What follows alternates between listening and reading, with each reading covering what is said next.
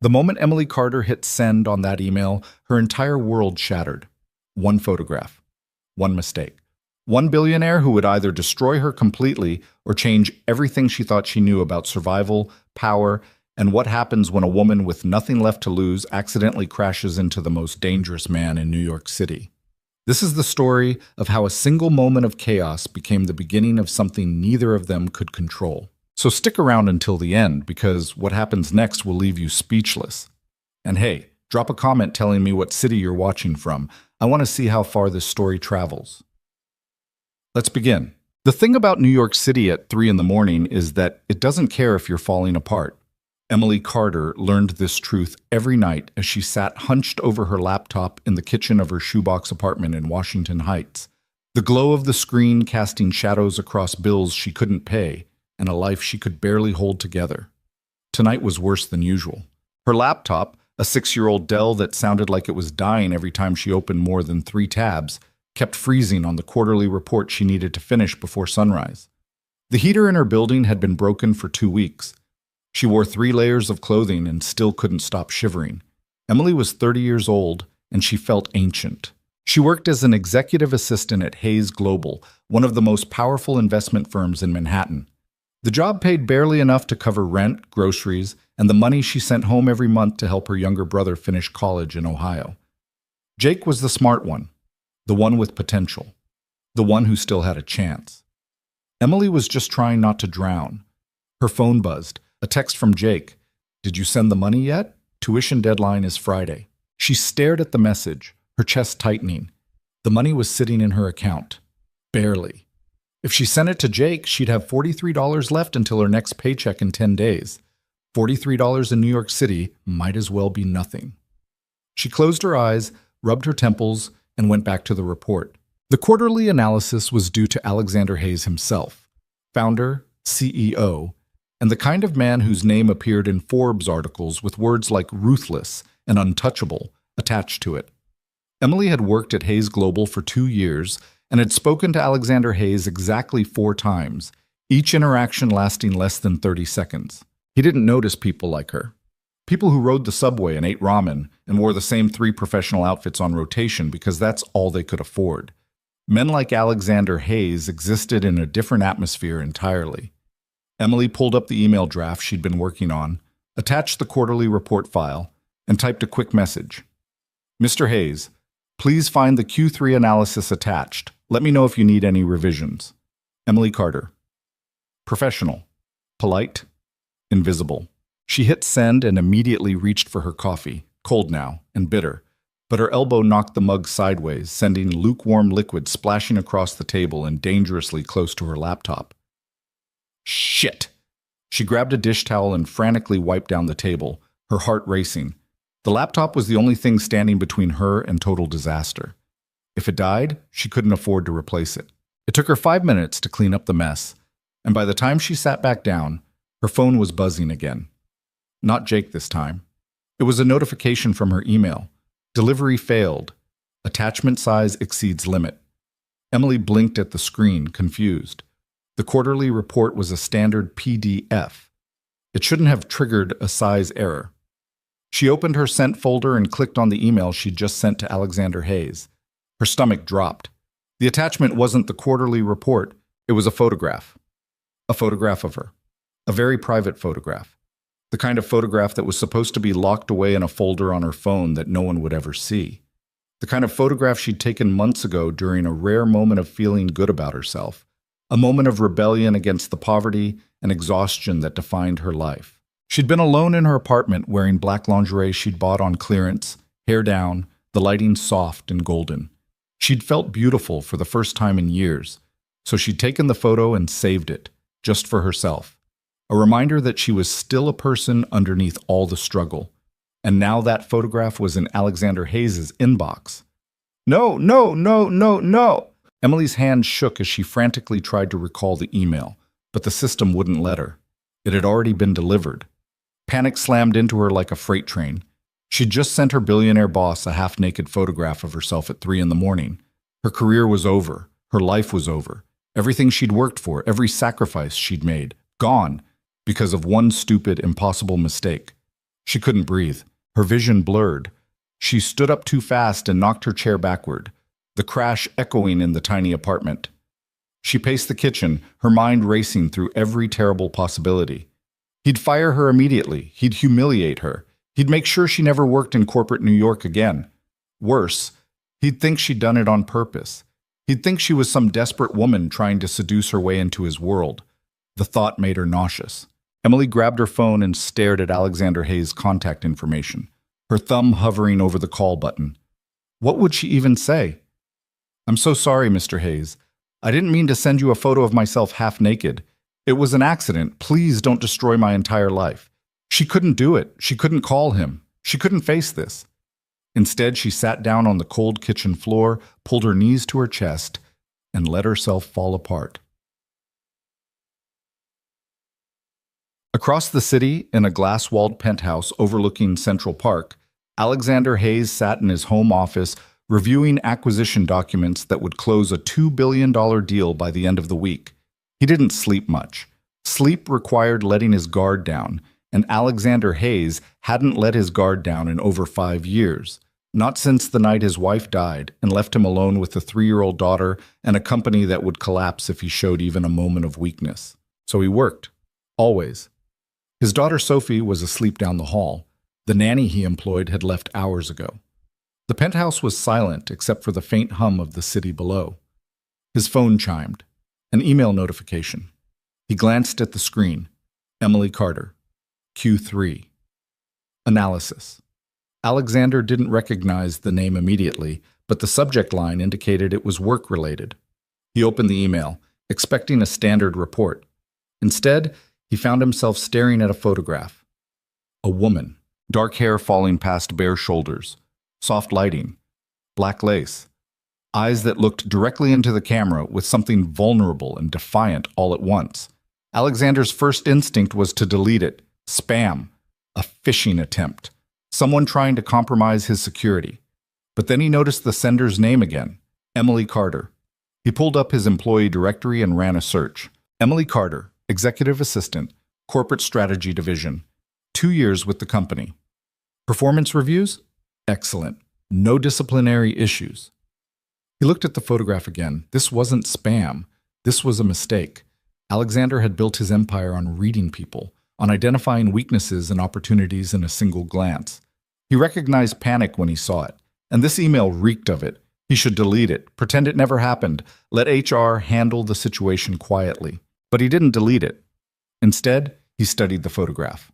The woman in the image didn't look like the polished professionals who filled the halls of Hayes Global. She looked real, tired, human. There was something raw in her expression, something that didn't match the carefully controlled world Alexander had built around himself. He didn't know why, but he saved the email. Then he closed his laptop and sat in the silence of his penthouse, trying to ignore the fact that for the first time in years, something had cracked through the walls he'd spent so long constructing. Mike. Emily didn't sleep. She sat on her kitchen floor until the sun started to rise, her mind replaying every worst-case scenario on an endless loop. By the time her alarm went off at 6:30, she'd made a decision. She wasn't going to work. She couldn't face him. Couldn't walk into that building knowing what she'd done. She'd call in sick, buy herself a day to figure out what to do next. Maybe she'd just quit, disappear, move back to Ohio, and start over. But even as she thought it, she knew it wasn't an option. She needed this job. Jake needed her to keep this job.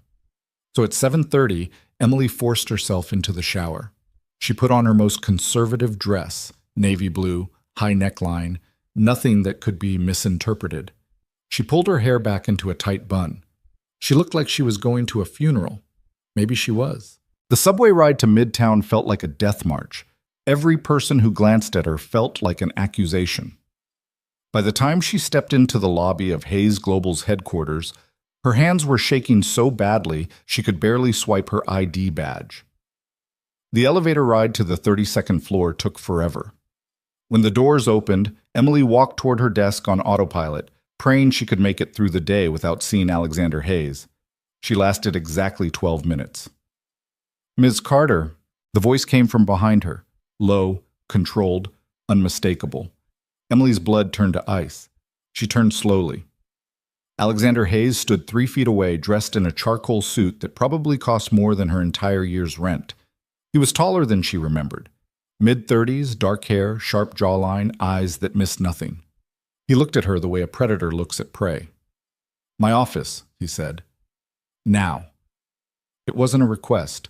Emily's legs felt like they might give out, but she nodded and followed him down the hall, past rows of cubicles where her coworkers pretended not to stare. Alexander's office was on the corner of the building, floor-to-ceiling windows, minimalist furniture, the kind of space that announced power without needing to say a word. He closed the door behind them. Emily stood in the center of the room, her heart pounding so hard she thought it might crack her ribs. Alexander walked to his desk but didn't sit. He leaned against it, arms crossed, studying her with an expression she couldn't read. The silence stretched. Finally, Emily couldn't take it anymore. "Mr. Hayes, I'm so sorry. It was an accident. I didn't mean—" "I know." She stopped mid-sentence, blinking at him. "What?" "I know it was an accident," Alexander said, his voice calm, too calm. "You meant to send the quarterly report. You attached the wrong file." Emily felt her face burn. Yes, I don't know how it happened. I must have clicked the wrong—" "It doesn't matter how it happened." Alexander's gaze didn't waver. "What matters is what happens next." Emily's stomach twisted. Here it came, the firing, the humiliation. But Alexander didn't continue right away. Instead, he reached for his phone, tapped the screen a few times, and then set it face down on the desk. "I deleted the email," he said quietly. "No one else saw it. No one else will." Emily stared at him, not understanding. "You're not going to fire me?" Something flickered across Alexander's face, something that almost looked like surprise. "Why would I fire you?" Because of what I sent you. You made a mistake." His tone was matter-of-fact. "You're human. It happens." Emily felt like the floor was tilting beneath her. This didn't make sense. Men like Alexander Hayes didn't show mercy. They didn't let things go. "I don't understand," she whispered. Alexander was quiet for a long moment, his expression unreadable. Then he said something that made Emily's entire world tilt sideways. "The woman in that photograph," he said slowly, carefully. "She looked like someone who's been carrying the weight of the world for a long time." Emily's breath caught. Alexander's eyes met hers, and for the first time since she'd walked into his office, she saw something other than control in his expression. "I know what that looks like," he continued, his voice softer now, "because I see it in the mirror every morning." The words hung in the air between them. Emily didn't know what to say, didn't know what any of this meant. Alexander straightened, his professional mask sliding back into place. "Go back to your desk, Ms. Carter. We'll pretend this never happened." It should have been a relief. It should have been the best possible outcome. But as Emily turned to leave, she couldn't shake the feeling that something had shifted, something neither of them could take back. She reached for the door handle. "Ms. Carter." She stopped, looking back at him. Alexander's expression was unreadable again, but his voice carried a weight she couldn't ignore. "For what it's worth," he said quietly, "you have nothing to be ashamed of." Emily's throat tightened. She nodded once, not trusting herself to speak, and walked out of his office. She made it back to her desk, sat down, and stared at her computer screen without seeing anything. Her career wasn't over, but something else had started, something dangerous. The rest of the day passed in a blur. Emily kept her head down, focused on her work, and tried to ignore the fact that every time she glanced up, she could see Alexander's office across the floor. He didn't call her again, didn't send any follow-up emails. It was as if their conversation had never happened. But Emily couldn't stop thinking about the way he'd looked at her, the way he'd spoken. She looked like someone who's been carrying the weight of the world for a long time. How had he seen that? How had he known? By the time 5 o'clock rolled around, Emily was exhausted, physically, emotionally, mentally. She packed up her things and headed for the elevator, desperate to get home and collapse. The elevator was crowded with other employees leaving for the day. Emily squeezed into the back corner and kept her eyes on the floor numbers as they descended. 28th floor, 25th, 22nd. The doors opened and more people filed in. And then just before the doors closed, Alexander Hayes stepped inside. Emily's entire body went rigid. He didn't look at her, didn't acknowledge her presence. He stood near the front of the elevator, his attention on his phone, completely professional. But Emily was acutely aware of him, the way he filled the space, the way everyone else in the elevator seemed to shrink back slightly, giving him room. The elevator descended in silence. 15th floor, 10th, 5th. Finally, the doors opened to the lobby, and people began filing out. Emily waited until the crowd thinned, then moved toward the exit. As she stepped past Alexander, he spoke, so quietly that only she could hear. "You're stronger than you think you are." Emily froze, her heart stuttering. But by the time she turned around, Alexander was already walking away, disappearing into the Manhattan evening without a backward glance. Emily stood in the lobby, surrounded by strangers, and felt something dangerous bloom in her chest. Hope. Wickik. That night, Emily sent the money to Jake. She ate ramen for dinner and tried not to think about the $43 left in her checking account. But for the first time in months, she didn't feel quite so alone. Across the city, Alexander Hayes stood in his daughter's bedroom, watching Sophie sleep. She was 7 now, smart, stubborn, beautiful. She looked like her mother. Alexander had loved his wife, had built a life with her, and when she died, suddenly, violently, in a car accident that still haunted his nightmares, he'd locked every piece of himself away to survive. For 5 years, he'd been a machine. Cold, efficient, untouchable. Until tonight. Until a photograph of a woman he barely knew reminded him that he was still capable of feeling something other than emptiness. He closed Sophie's door quietly and walked to his home office. The email was still deleted. The photograph was gone, but the memory of it wasn't. Alexander sat at his desk and stared out at the glittering skyline of Manhattan, wondering what the hell he was doing. And somewhere in the city below, Emily Carter lay awake in her tiny apartment, replaying 5 words over and over in her mind. "You're stronger than you think." Neither of them knew it yet, but the photograph had changed everything, and there was no going back. The next 3 weeks passed in a strange, unspoken tension. Emily went to work every day, did her job, and tried to pretend that nothing had changed. But everything had changed. Alexander started noticing her, not in an obvious way, not in a way that anyone else would see, but Emily felt it. She'd be working at her desk, and she'd glance up to find him watching her from across the floor. Their eyes would meet for half a second before he looked away, and Emily's pulse would race. In meetings, he'd ask her opinion on things that had nothing to do with her job description. He'd listen to her answers with a focus that made her skin prickle. Once, in the break room, they'd both reached for the same coffee pot. Their hands had brushed just barely, and Alexander had pulled back like he'd been burned. "Sorry," he'd muttered. "It's fine," Emily had whispered. They'd stood there for 5 endless seconds, the air between them crackling with something neither of them could name. Then Alexander had walked away without taking any coffee at all. Emily told herself it didn't mean anything. But late at night, alone in her apartment, she replayed those moments over and over. Goa. The breaking point came on a Friday. Hayes Global was hosting a charity gala, one of those black tie events where billionaires wrote checks and pretended to care about causes they'd never personally experienced. Emily wasn't supposed to attend. Executive assistants didn't get invitations to galas. But 2 days before the event, Alexander's personal assistant quit without warning, and suddenly Emily was being pulled into emergency planning meetings and tasked with managing logistics she had no experience handling. "You'll need to be there," Alexander's chief of staff told her, "in case anything goes wrong." So Emily found herself standing in her apartment on Friday evening, staring at the only formal dress she owned, a simple black number she'd bought at a thrift store 3 years ago for a wedding. It would have to do. She did her makeup carefully, styled her hair, and took the subway to the Plaza Hotel feeling like an imposter. The gala was already in full swing when she arrived. Crystal chandeliers, string quartets, women in designer gowns and men in tuxedos that cost more than Emily's annual salary. She slipped in through a side entrance and found a spot near the back of the ballroom where she could monitor everything without being noticed. For an hour, nothing went wrong. And then Emily saw her. A little girl, maybe 7 or 8 years old, standing alone near the dessert table, looking lost. Emily recognized her immediately from the photographs on Alexander's desk. Sophie Hayes. Without thinking, Emily crossed the ballroom and knelt down beside the girl. "Hey," she said softly, "are you okay?" Sophie looked at her with wide, uncertain eyes. "I can't find my dad." Emily's heart squeezed. "Your dad's here. I can help you find him. What's your name?" "Sophie."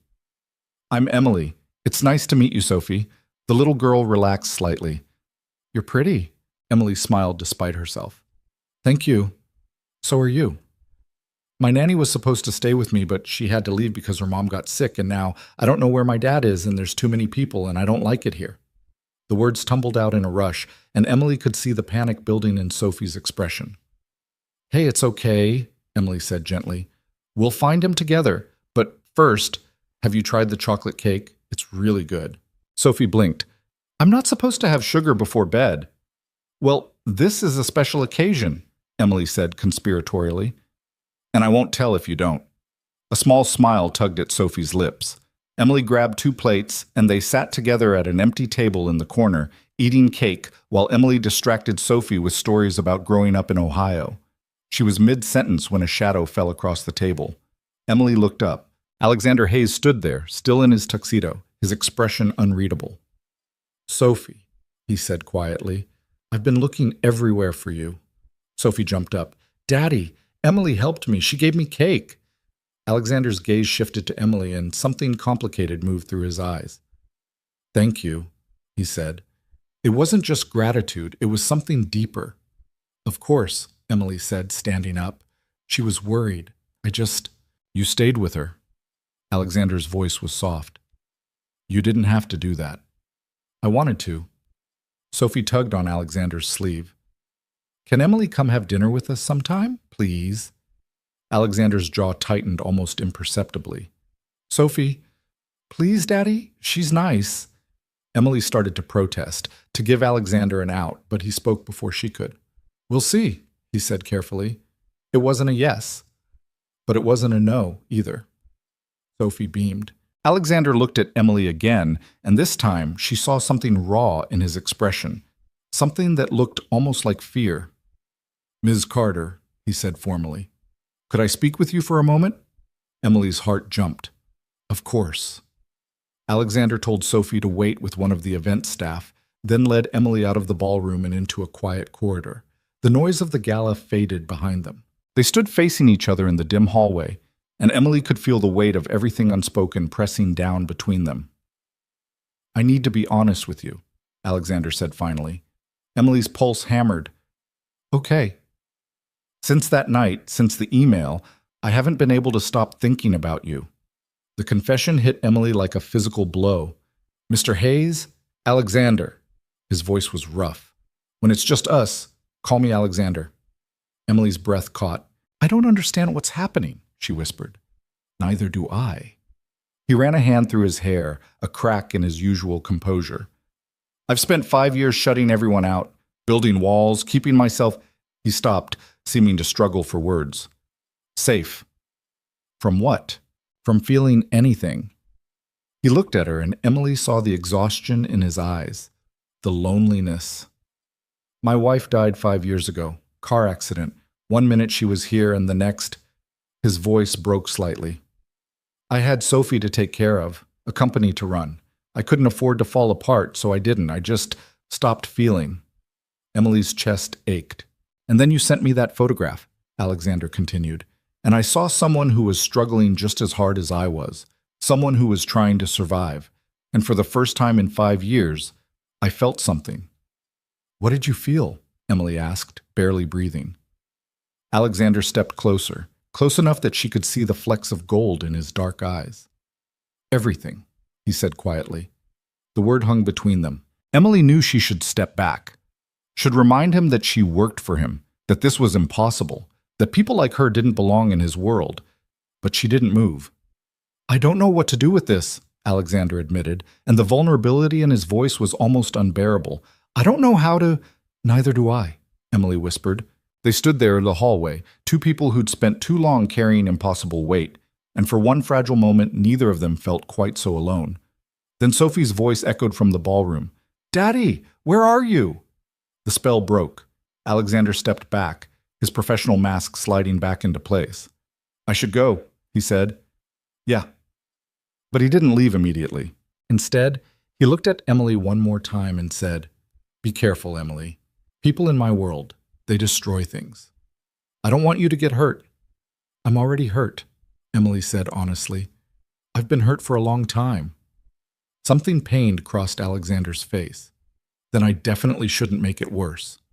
He turned and walked back toward the ballroom, leaving Emily alone in the corridor with her heart racing and her entire world tilting on its axis. She knew she should run, should quit her job and disappear before whatever this was could destroy her. But as she watched Alexander return to his daughter, she realized something terrifying. She didn't want to run. For the first time in years, Emily Carter wanted to fight, and she had no idea if she was strong enough to survive what came next. Back. That night, Emily went home to her tiny apartment and sat on her kitchen floor again. But this time, she wasn't falling apart. She was thinking. Across the city, Alexander Hayes stood in his penthouse office, staring at the skyline and wondering what the hell he'd just done. He'd opened a door he'd sworn to keep closed forever, and he had no idea how to shut it again. Sophie appeared in the doorway, rubbing her eyes. "Daddy? Why aren't you sleeping?" Alexander turned, forcing a smile. "Just thinking, sweetheart." "About Emily." His chest tightened. "What makes you say that?" "Because you smiled when you were talking to her." Sophie patted into the room and climbed into his lap. "You don't smile a lot anymore." Alexander held his daughter close, his throat tight. "I used to smile more," he said quietly. "Before your mom." "I know." Sophie hugged him. "But maybe it's okay to smile again sometimes?" Alexander closed his eyes. Maybe she was right. Or maybe he was about to make the biggest mistake of his life. Either way, it was too late to turn back now.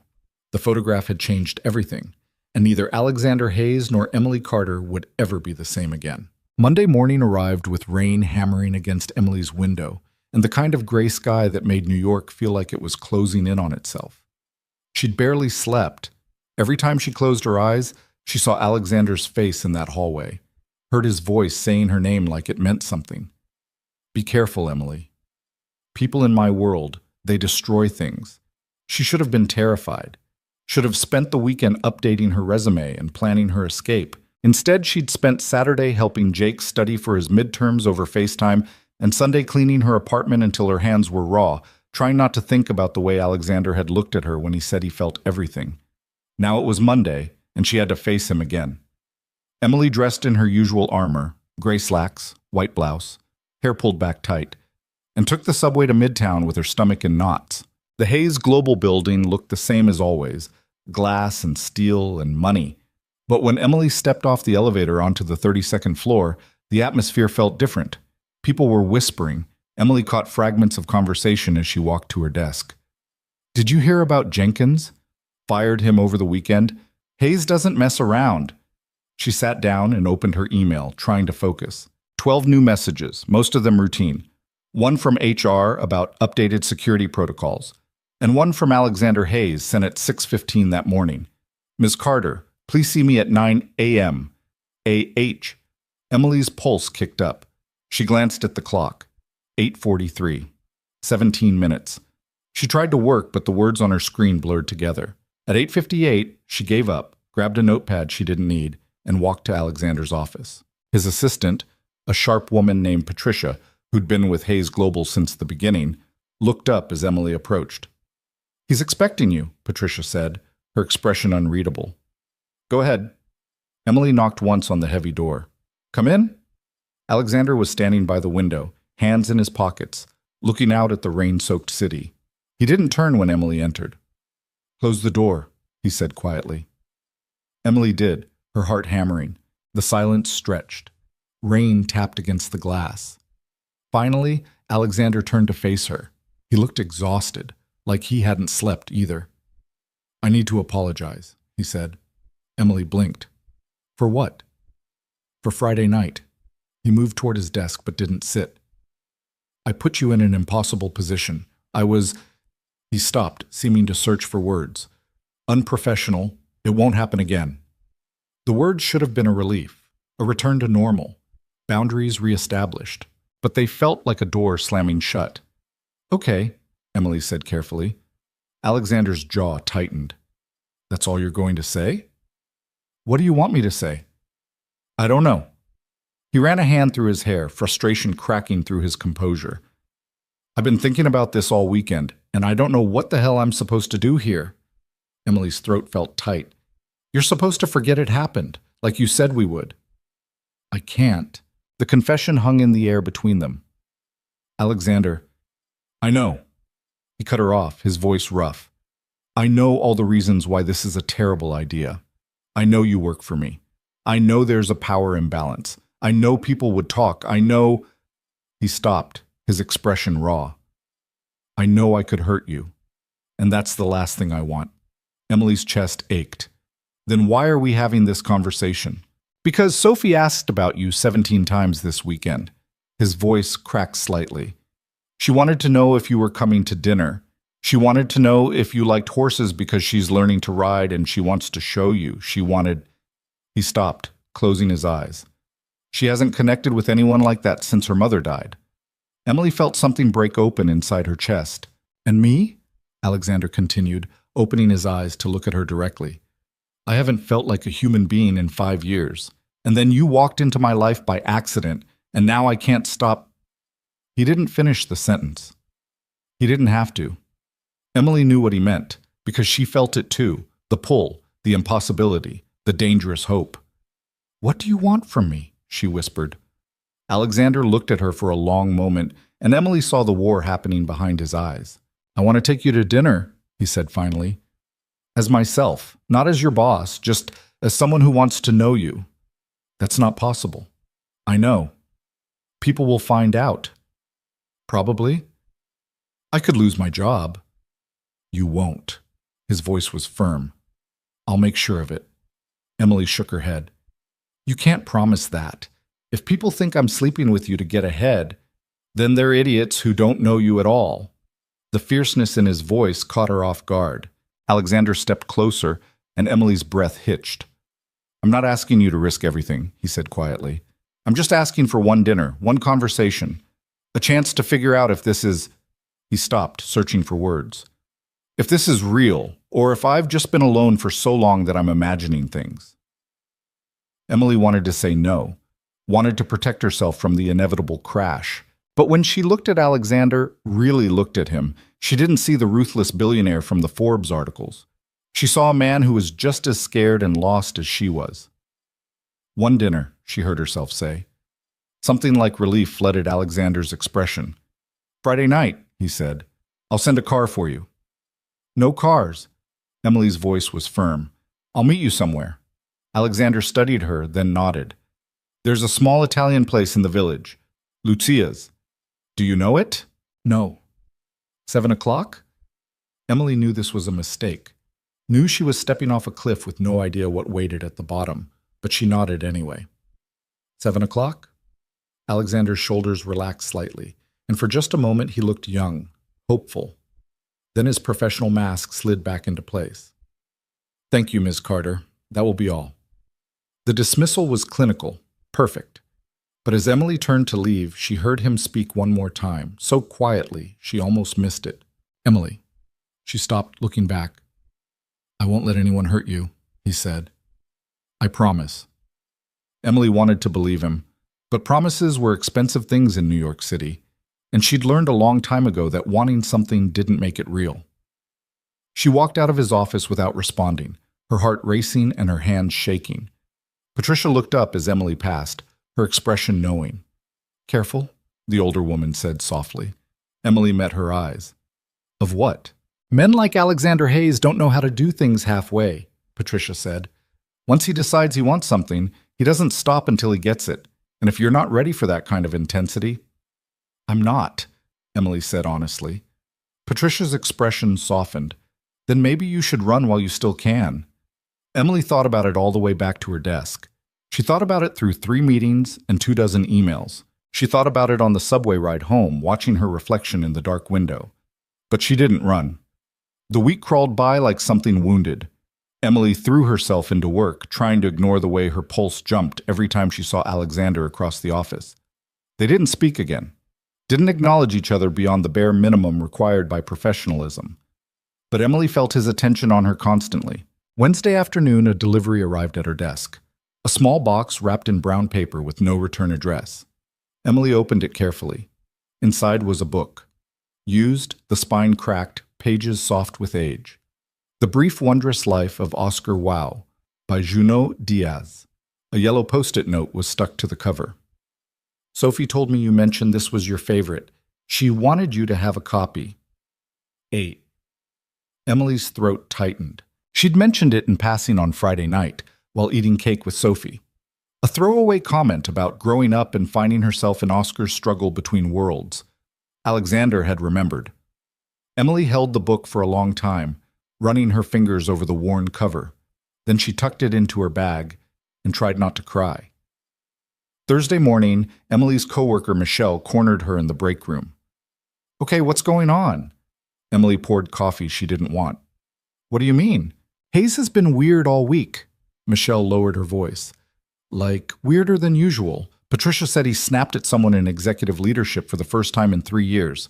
And people are saying he turned down a meeting with the mayor because of a scheduling conflict that doesn't exist." So Alexander Hayes doesn't snap at people, and he definitely doesn't turn down political connections. Michelle studied Emily carefully. "And I've seen him watching you." Emily's heart stopped. "You're imagining things." "Am I?" Michelle's expression was skeptical. "Because I've worked here for 5 years, and I've never seen him look at anyone the way he looked at you in the quarterly meeting yesterday." "He barely acknowledged me in that meeting." "Exactly." Michelle leaned closer. "He barely acknowledged you. Alexander Hayes acknowledges everyone. It's part of his thing. But with you, it's like he's actively trying not to look, which means which means nothing." Emily cut her off. There's nothing." "I didn't say there was." Michelle's voice was gentle now. "But Emily, be careful. I like you. You're good at your job and you're a good person. And men like Hayes, they live in a different world. If you get tangled up with him and it goes bad—" "It's not like that," Emily said firmly. But her hands were shaking. Michelle sighed. "Okay, but if you need someone to talk to, I'm fine." Emily wasn't fine, but she was getting really good at pretending. Friday arrived with unseasonable warmth and the kind of clear sky that made Manhattan look almost beautiful. Emily left work at 5:30, went home, and stood in front of her closet for 20 minutes, trying to figure out what you wore to dinner with a billionaire who wasn't supposed to be anything more than your boss. She settled on a dark green dress she'd bought on sale 2 years ago and never worn. Simple, understated. Nothing that would draw attention. She left her hair down this time, though. A small rebellion. Lucia's was tucked between a bookstore and a dry cleaner in the West Village, easy to miss if you weren't looking for it. Emily arrived at 6:58, her stomach in knots. Alexander was already there, sitting at a corner table near the back.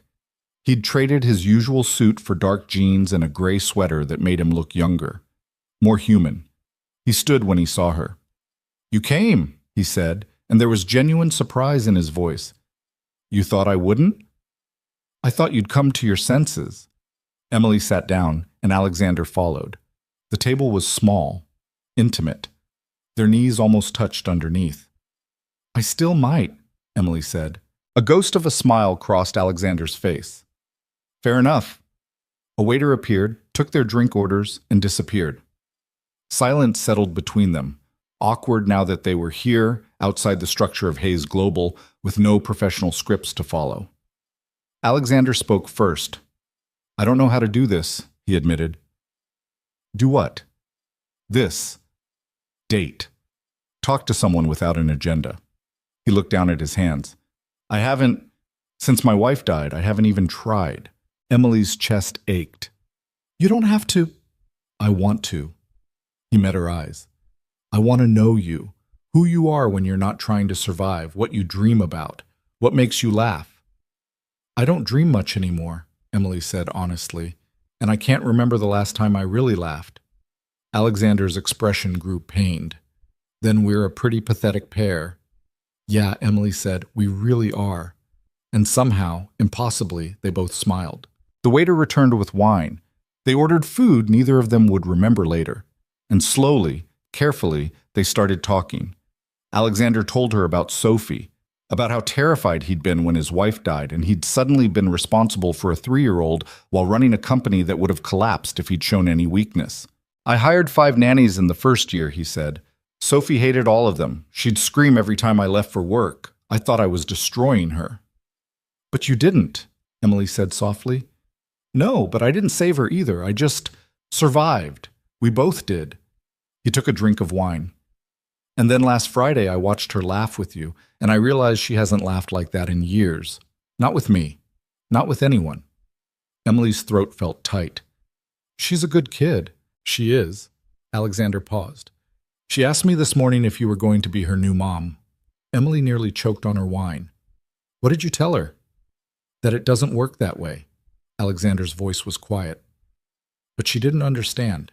She just knows she likes you. And in her 7-year-old logic, people who like each other should be family. That must have been a fun conversation. It was terrifying, Alexander said honestly, because part of me wanted to tell her yes. The confession sat between them like something fragile. Emily looked down at her plate. Alexander, we barely know each other. I know. And I can't be what you need. What Sophie needs. She stopped, struggling for words. I'm nobody. I live in a 500-square-foot apartment in Washington Heights. I eat ramen 3 nights a week because it's all I can afford. I send half my paycheck to my brother so he can finish college because I dropped out to take care of our mom when she got sick. I don't belong in your world. Good, Alexander said firmly. Because my world is full of people who've never struggled for anything in their lives. People who think money solves everything. People who... He stopped, his jaw tight. People who destroyed the woman I loved because she was an easy target.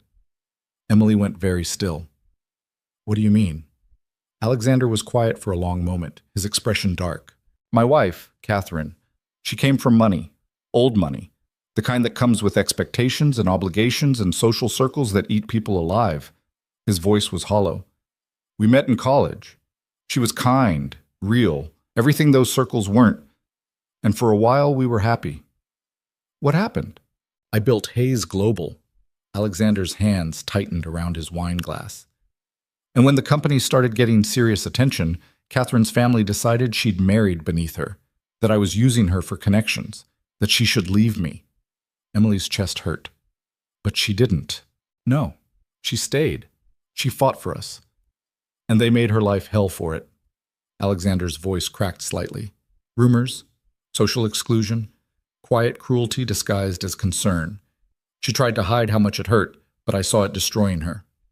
Alexander, the night she died, we'd been fighting, he continued, staring at nothing, about whether we should move away, start over somewhere her family couldn't reach us. She wanted to stay, said she wouldn't let them win. I said we were both drowning and Sophie deserved better. His voice broke. She left angry, drove to her sister's house to cool off.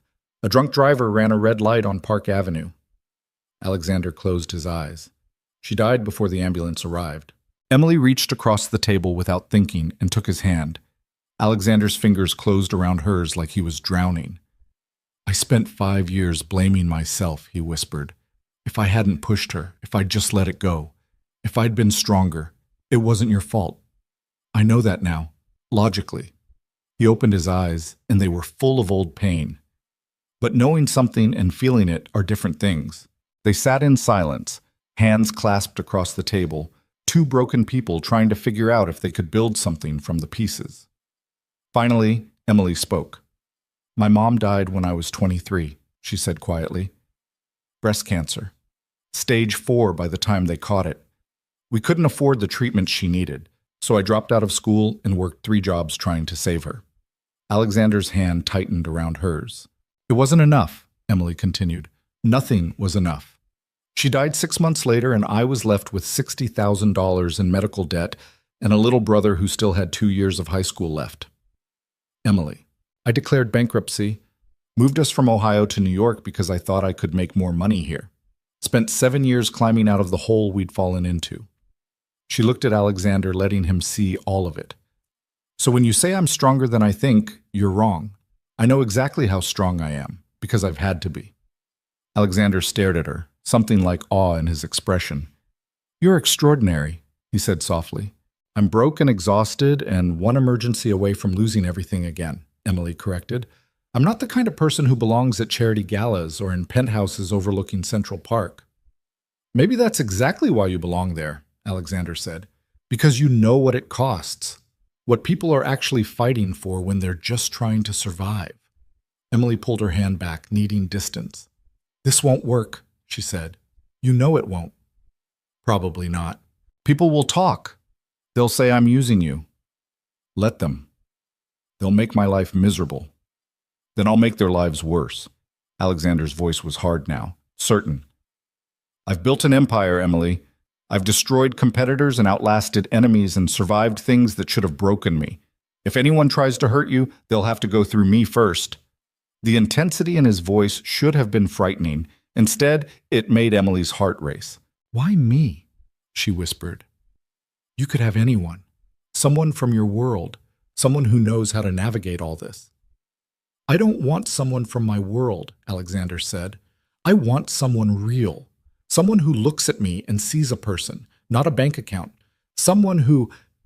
He stopped, searching for words. Someone who sent me a photograph by accident and somehow cracked through 5 years of walls in a single moment.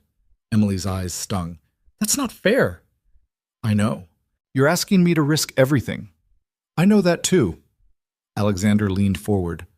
But I'm willing to risk everything right back. My reputation, my company's stability, the carefully controlled image I've spent years building, all of it, for a chance at something real.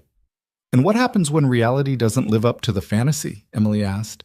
When you realize I'm just a broke assistant with student debt and a brother to support and nothing to offer except you, Alexander interrupted. You offer yourself, and that's everything. The words hit Emily like a physical blow.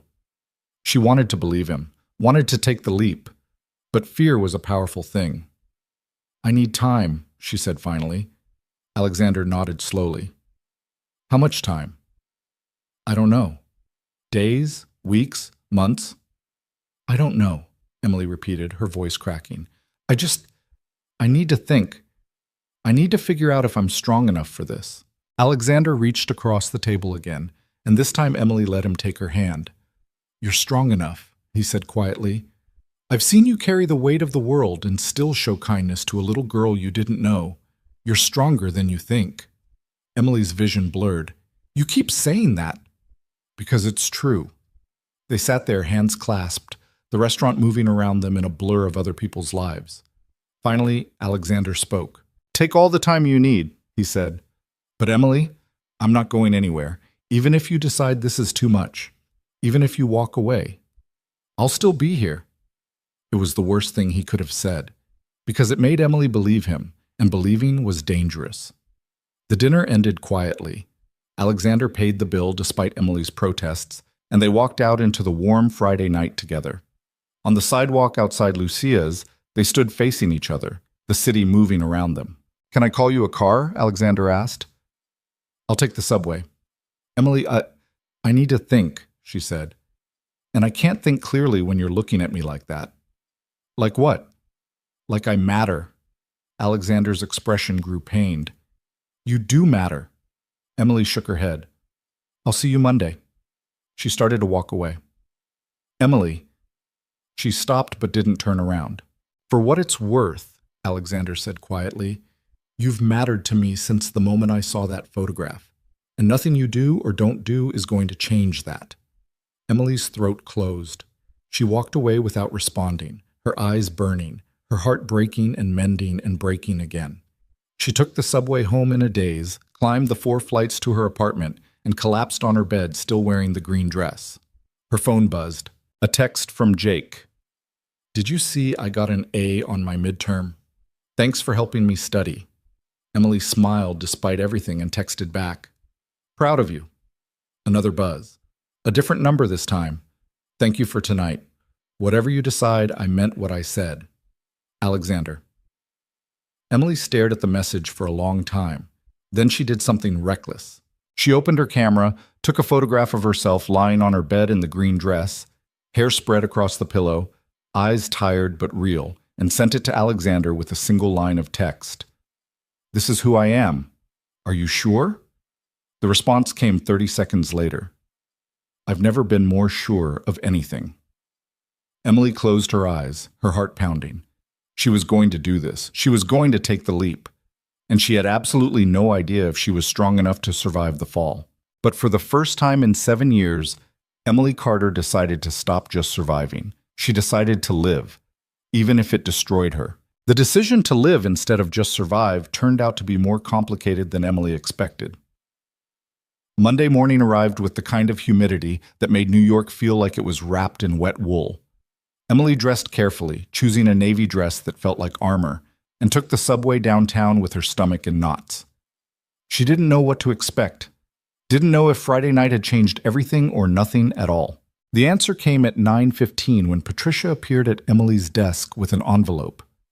"Mr. Hayes asked me to give you this," the older woman said, her expression carefully neutral. Emily took the envelope with shaking hands. Inside was a single card with Alexander's handwriting. "My office, 10 a.m. Please." The word "please" felt significant somehow, like he was giving her a choice instead of issuing a command. Emily showed up at 9:58. Alexander was on the phone when she entered, his back to the door, tension visible in every line of his body. He was speaking in clipped sentences about quarterly projections and investor concerns, but when he heard the door close, he cut the conversation short. "I'll call you back," he said, and hung up without waiting for a response. He turned to face Emily, and she saw immediately that he hadn't slept. "You came," he said. "You asked me to." Alexander moved around his desk but kept his distance, like he was afraid of spooking her. "About Friday night." "I'm in," Emily interrupted. Alexander went very still. "What?" "I'm in," she repeated, forcing the words out before fear could stop her. "I don't know how this works. I don't know if we're insane for even trying, but I'm tired of being afraid, so I'm in." Something like relief flooded Alexander's expression, followed immediately by concern. "Emily, if you're not sure—" "I'm not sure about anything," she said honestly, "but I'm choosing this anyway. I'm choosing you, us, whatever this is." Alexander closed the distance between them in 3 steps and pulled her into his arms. Emily stiffened for half a second. They were at work. Anyone could walk in. But then she felt him trembling slightly, and she realized he'd been just as terrified as she was. "Thank you," he whispered against her hair. Emily pulled back just enough to look at him. "Don't thank me yet. I have no idea what I'm doing." "Neither do I," Alexander admitted. "But we'll figure it out." It sounded simple when he said it like that. It wasn't simple at all. The first real complication arrived that afternoon in the form of Marcus Webb, Hayes Global's chief operating officer and Alexander's oldest friend. Emily was working at her desk when Marcus appeared, leaning against her cubicle with the casual confidence of someone who'd never doubted his place in the world. "Emily Carter," he said, like he was testing out her name. "Alexander's been talking about you." Emily looked up warily. Marcus was in his mid-30s, handsome in an obvious way, with the kind of smile that probably got him whatever he wanted. "Has he?" Emily said carefully. "Relax. I'm not here to interrogate you." Marcus pulled up a chair and sat down uninvited. "I'm here because Alexander Hayes doesn't talk about anyone, ever, and suddenly your name keeps coming up in conversations." Emily's heart sank. "I don't know what you're talking about." "Sure you don't." Marcus studied her with sharp eyes. "Look, I've known Alex since college. I was there when he met Catherine. I watched him build this company from nothing, and I watched him die inside when she was killed." Emily's throat tightened. "Why are you telling me this?" "Because for the first time in 5 years, he seems like he might actually be alive again," Marcus said bluntly. "And I need to know if you're serious or if you're just..." "Just what?" Emily's voice went cold. "Using him? After his money? Are you?" "No." The word came out hard and certain. "I didn't ask for any of this. I didn't plan it. And if you think I'm the kind of person who—" "I don't," Marcus interrupted. "If I did, we wouldn't be having this conversation. I'd have already made your life miserable." Emily stared at him. That's supposed to make me feel better? It's supposed to make you understand what you're walking into. Marcus's expression grew serious. Alexander has enemies, people who'd love to see him fail, people who'll use anyone close to him to make that happen. If you're with him, you're a target. He told me that already. Did he tell you about Richard Chen? Emily shook her head. Marcus glanced around to make sure no one was listening, then lowered his voice. Richard Chen used to be Alexander's business partner. They started Hayes Global together, 50-50 ownership. But Richard got greedy, started making side deals, cooking books, using company resources for personal projects. What happened? Alexander caught him, forced him out, took full control of the company. Marcus's jaw tightened. Richard didn't take it well. He spent 2 years trying to destroy Alexander, spread rumors, sabotaged deals. And when none of that worked, he went after Catherine. Emily's blood went cold. What do you mean? He hired someone to follow her, dig up dirt. There wasn't any, so he manufactured it. Fake photos suggesting she was having an affair. Anonymous tips to tabloids about drug use that never happened. Marcus's voice was hard. Catherine was strong, but that kind of sustained attack breaks people. She started having panic attacks, couldn't sleep. The night she died, she and Alexander had been fighting about whether to file a restraining order. Emily felt sick. The drunk driver was just a drunk driver, Marcus said.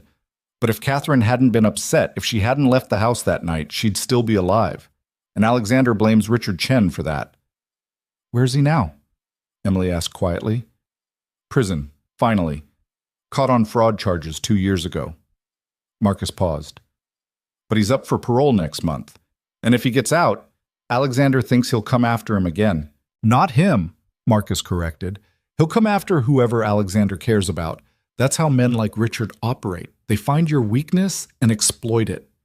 Emily's hands were shaking. So you're telling me to walk away? I'm telling you to be careful, Marcus said. If you're serious about this, you need to go in with your eyes open. Because it won't be easy. People will talk. They'll question your motives. Some of them will actively try to destroy you just to hurt Alexander. And you? Emily asked. What will you do? Marcus stood up, his expression unreadable. I'll protect my best friend, he said simply. Which means if you hurt him, I'll make you regret it. But if you're good for him, if you make him happy, then I'll have your back, even against Richard Chen. He walked away before Emily could respond. She sat at her desk, staring at nothing, trying to process what she'd just learned. Alexander had told her his world was dangerous. But hearing the specifics, understanding what had happened to Catherine, what could happen to her, made it real in a way that terrified her. Her phone buzzed. A text from Alexander. Dinner tonight? My place. I'll cook. Sophie wants to see you.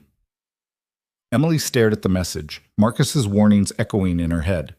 She should say no, should slow this down before it became something she couldn't control. Instead, she typed, What time? The response came immediately. 6. I'll send a car. Emily smiled despite everything. I told you, no cars. Text me the address. I'll take the subway. A pause. Then, You're stubborn. You like stubborn. Another pause, longer this time. Yes, I do. Emily's heart squeezed. She pocketed her phone and tried to focus on work, but her mind kept drifting to tonight, to Alexander's penthouse, to Sophie, to the dangerous thing she was building with a man she barely knew. At 5:30, she left the office and went home to change. Alexander's penthouse was on the Upper East Side, in one of those buildings where doormen wore white gloves and elevators required key cards to access the upper floors. Emily arrived at 6:05, her stomach in knots, wearing jeans and a simple sweater because she refused to pretend to be something she wasn't. The doorman checked her name against a list and escorted her to a private elevator. Penthouse level, he said, handing her a key card. Mr. Hayes is expecting you. The elevator rose smoothly, and Emily watched the floor numbers climb with increasing dread. By the time the doors opened directly into Alexander's apartment, her palms were sweating.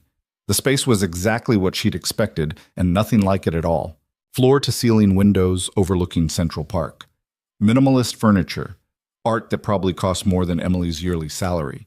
But there were also toys scattered across the living room floor. A blanket fort built between two chairs. Drawings taped to the refrigerator in the open kitchen. Alexander appeared from around a corner, wearing jeans and a t-shirt, his hair slightly messy, looking more human than Emily had ever seen him. "You came," he said, and there was relief in his voice. "You keep saying that like you expect me to bail. Can you blame me?" Before Emily could answer, a small blur of energy came racing down the hallway. "Emily!" Sophie crashed into Emily's legs, hugging her with the unselfconscious enthusiasm of a 7-year-old who hadn't learned yet that adults didn't always want to be touched. Emily's chest squeezed. She knelt down to Sophie's level. "Hey, kiddo, I heard you wanted to see me." "I've been waiting forever," Sophie said dramatically. "Daddy said you might not come because you were busy, but I knew you would because you promised." Emily's throat tightened. "I didn't promise." "You did, at the party. You said we could have dinner sometime." Sophie's logic was airtight. "And tonight is sometime." Emily glanced at Alexander, who shrugged helplessly. "She's not wrong," he said. Emily looked back at Sophie. "What are we having for dinner?" "Daddy's making pasta, but not the good kind from restaurants, the kind from boxes that taste weird."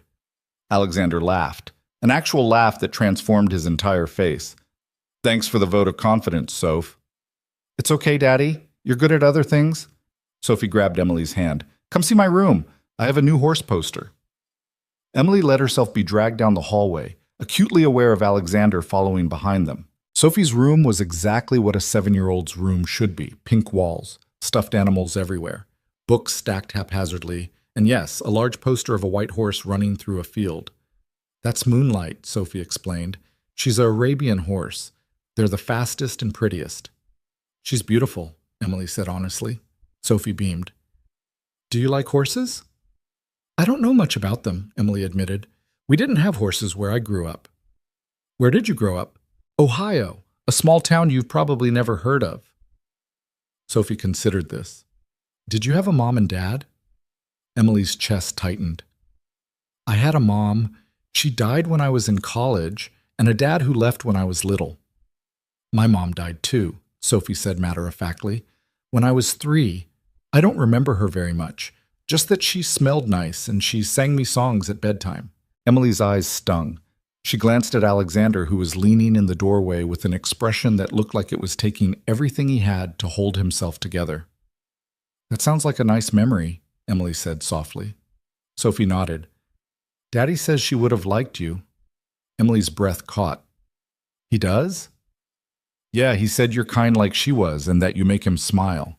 Sophie tilted her head. "Do you like my daddy?"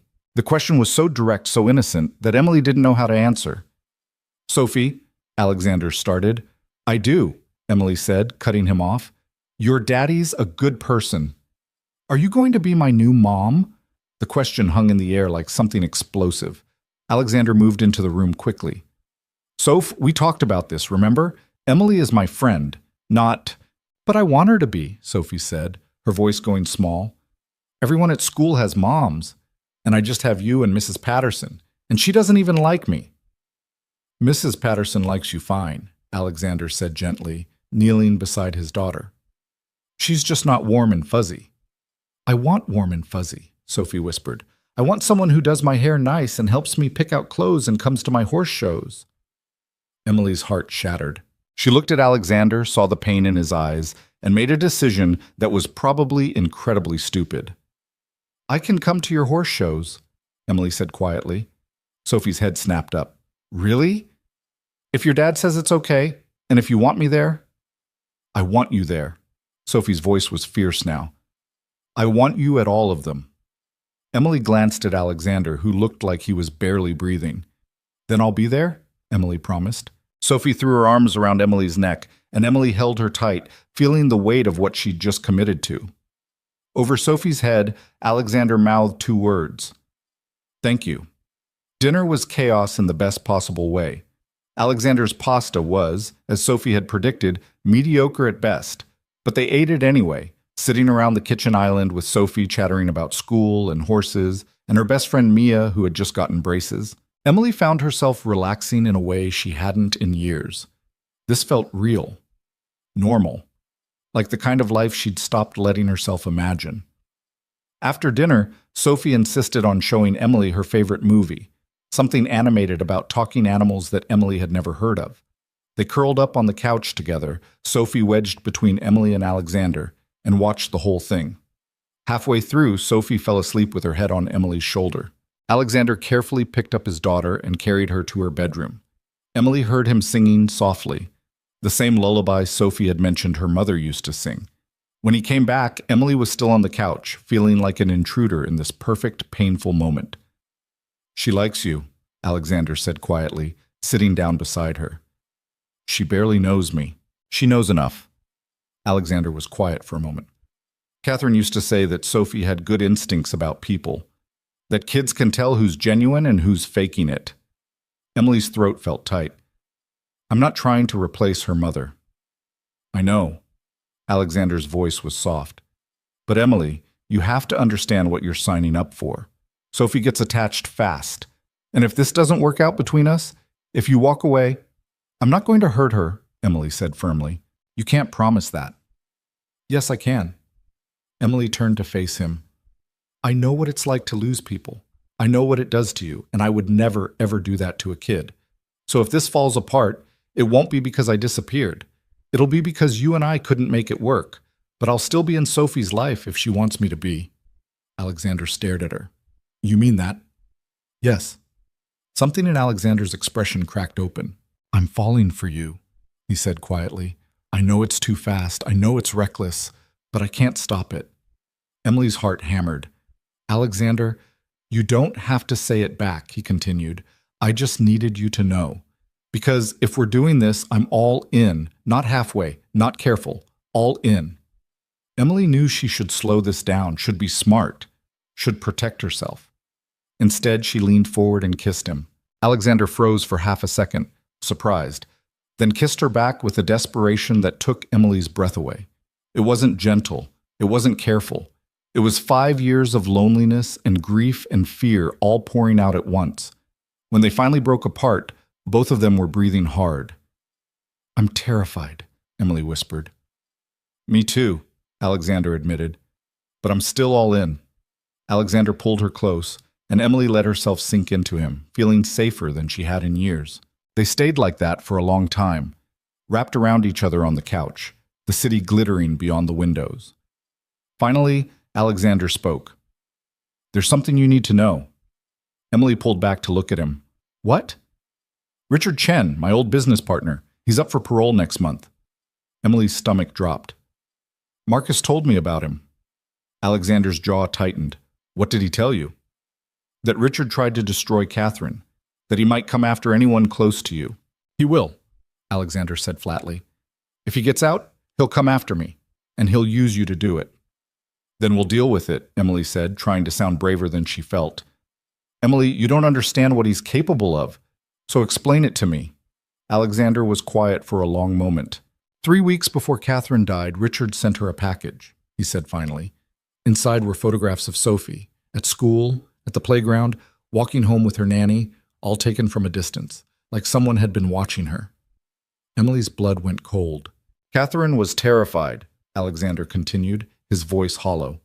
"She wanted to pull Sophie out of school, hire private security, move to another city. I told her we'd handle it legally, that we'd get a restraining order and press charges and Richard would go to prison." "But he didn't," Emily said quietly. "Not then. The police said there wasn't enough evidence, that we couldn't prove Richard had sent the photos." Alexander's hands clenched into fists. "So I went to see him myself, told him if he ever came near my family again, I'd destroy him." "What did he say?" "He smiled," Alexander said, and the memory clearly haunted him. "He smiled and said, 'You can't watch them all the time, Alex. Eventually you'll slip, and when you do, I'll be there.'" Emily felt sick. 2 weeks later, Catherine was dead, Alexander finished. And Richard had an alibi. Was at a business conference in Chicago when it happened. But I know he was involved somehow. I just could never prove it. "Alexander, so when I say he'll come after you, I mean it," Alexander said fiercely. "He'll follow you, threaten you, try to break you down the way he broke Catherine down. And I can't—" His voice cracked. "I can't lose someone else to him." Emily took Alexander's face in her hands, forcing him to look at her. Then we'll be smarter this time, she said. We'll take precautions. We'll document everything, and we won't let him win. What if that's not enough? Then we'll figure it out, Emily said. Together. But Alexander, you can't protect me from everything, and you can't let fear of what might happen stop us from living. Alexander closed his eyes, leaning into her touch. You're braver than I am, he whispered. No, I'm just too stubborn to quit. Alexander laughed, broken and rough, and pulled her close again. They stayed like that until midnight, talking about everything and nothing.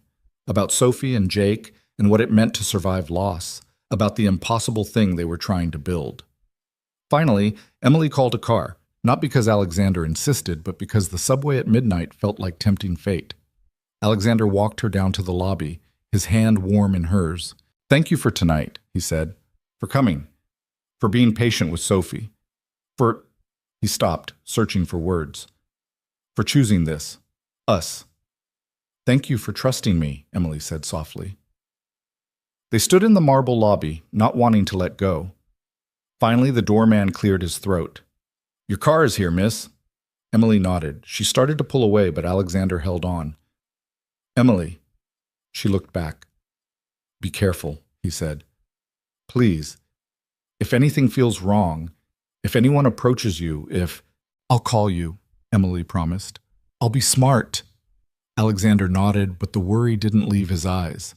Emily kissed him once more, soft and quick, then got in the car before she could change her mind. She watched through the window as Alexander stood in the lobby, hands in his pockets, watching her leave. And for the first time, Emily wondered if choosing to live might actually kill her. The text came at 2 a.m, jolting Emily awake. An unknown number. Stay away from Alexander Hayes. This is your only warning. Emily's blood turned to ice. She stared at the message, her heart pounding, trying to decide what to do. Another text arrived. This one was a photograph of Emily, leaving Alexander's building, taken from across the street, zoomed in, unmistakable. Emily's hand shook as she dialed Alexander's number. He picked up on the first ring. Emily, what's wrong? I got a text, she said, her voice trembling. A warning and a photo of me leaving your building tonight.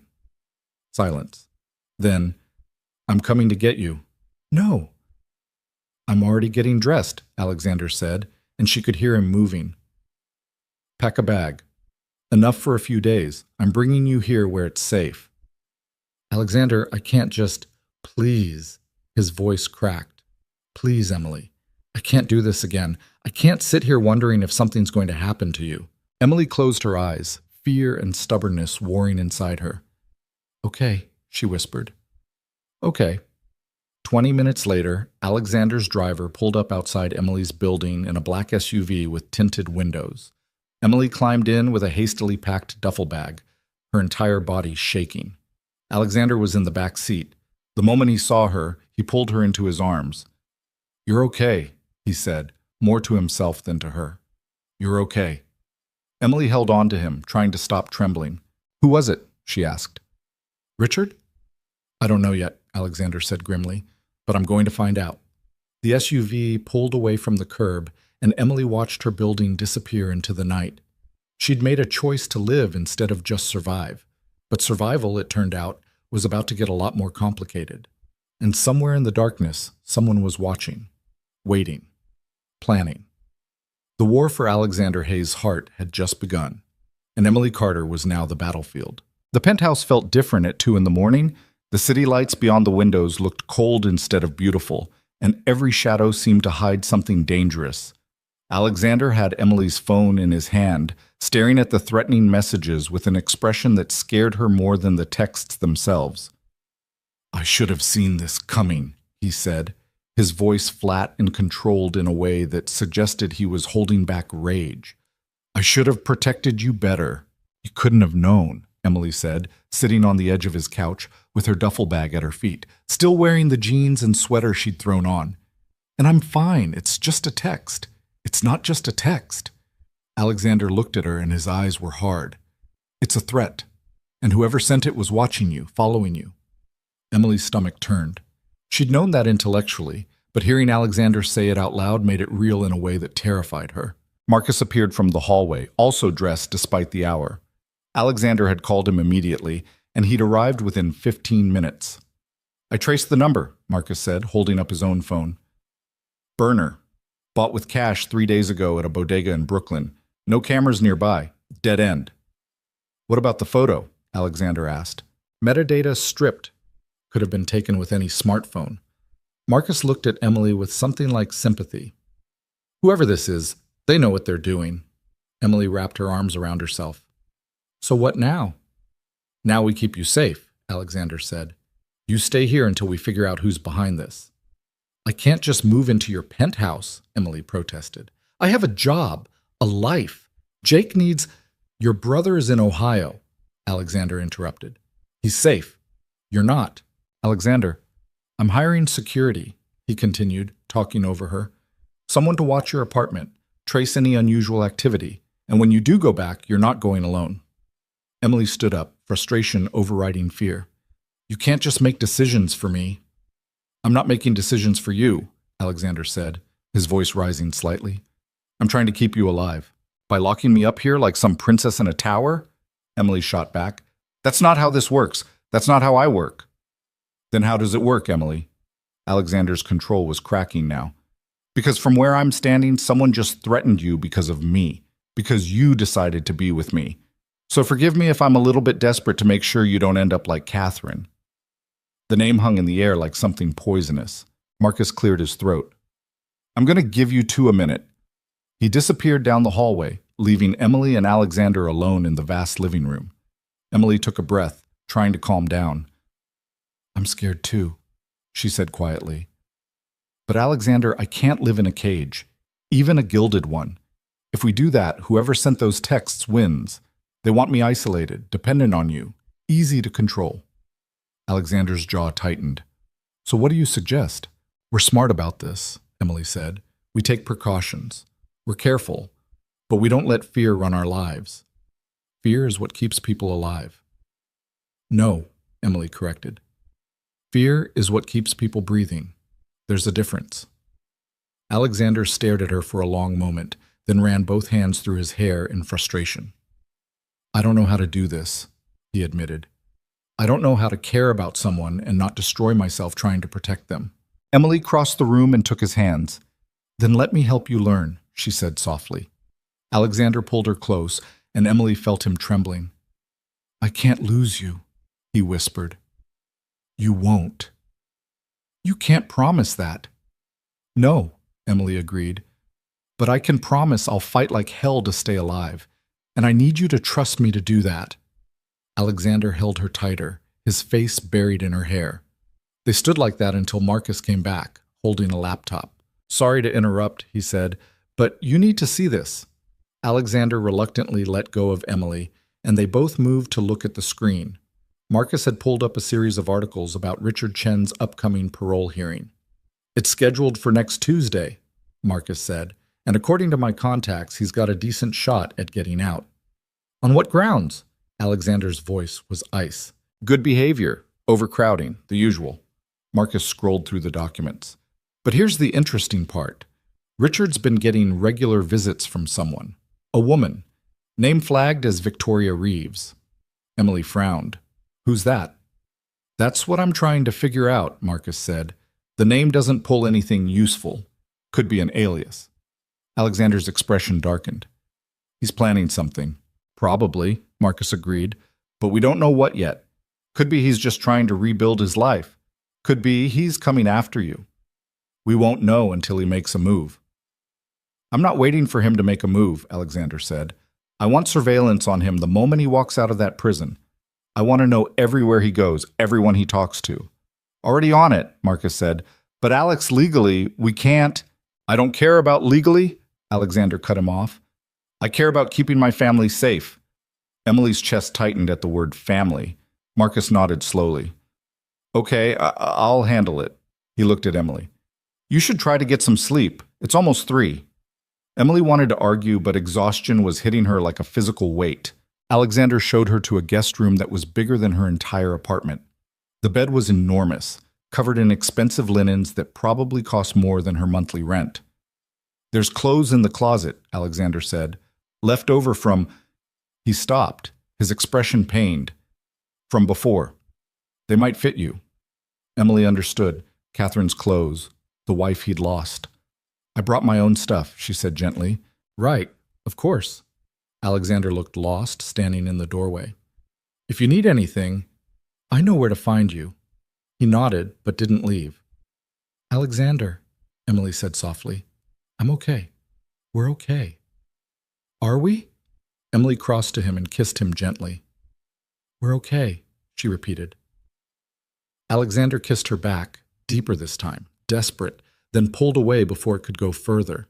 Get some sleep, he said roughly. We'll figure everything else out tomorrow. He left, closing the door behind him. Emily sat on the edge of the bed, her heart racing, and pulled out her phone. 3 missed calls from Jake. It was late in Ohio, but he was probably still up studying. She called him back. Em? He sounded worried. Where are you? I tried calling your apartment and you didn't answer. I'm staying with a friend, Emily said, hating the lie. Everything's fine. You never stay with friends. What's going on? Emily closed her eyes. Jake knew her too well. I'm seeing someone, she said carefully. It's new. We're figuring things out. Seeing someone? Jake's voice perked up. Like dating? Em, that's great. Who is he? Just someone I work with. It's complicated. Complicated how? Jake, is he good to you? Her brother's voice went protective.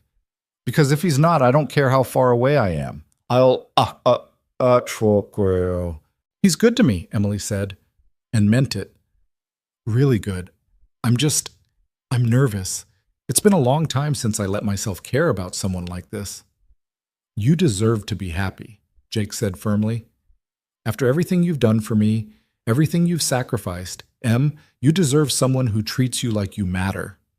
Emily's eyes burned. Thanks, Jake. When do I get to meet him? Soon, Emily lied. I promise. They talked for a few more minutes about his classes and his upcoming exams, and by the time Emily hung up, she felt slightly more grounded.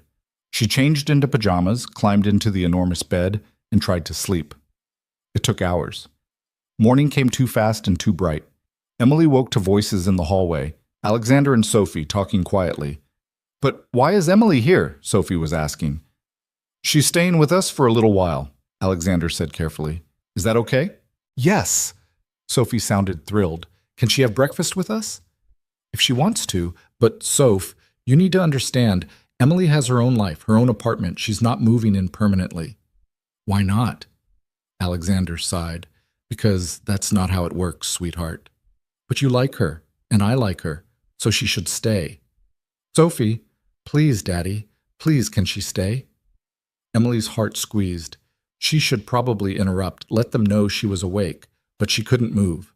We'll see, Alexander said finally. But for now, let's let her sleep, okay? She had a long night. Okay, Sophie agreed reluctantly. Footsteps moved away from the door.